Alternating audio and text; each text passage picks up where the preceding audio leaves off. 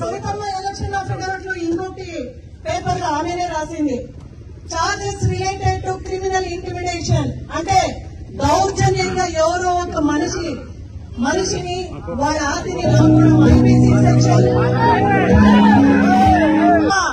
ఎవరితో ప్రాపర్టీ మళ్ళీ ఎవరో మనిషి పైన దౌర్జన్యం చేసింది అని ఐపీసీ సెక్షన్ 506 నీది కాదా సవిత?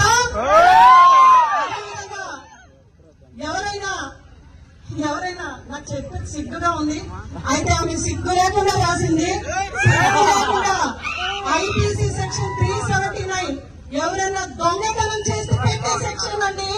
ఆ సెక్షన్ తెలుగు తమ్ముళ్ళందరికీ కూడా చెప్తున్నాం. అదేవిధంగా ఐపీసీ సెక్షన్ 411 ఎవరైనా చోరీ చేస్తే ఈ సెక్షన్ పెట్టారంటే ఈ కేసు కూడా సవితమ్మ పైన ఉంది. మహిళ ఎప్పుడైనా మహిళ గురించి మాట్లాడాలంటే మేమేమీ చేయలేదంట, మహిళకి మన గవర్నమెంట్ ఏమీ చేయలేదని ఎప్పుడు పచ్చి అబద్ధాలు చెప్తా ఉంటుంది.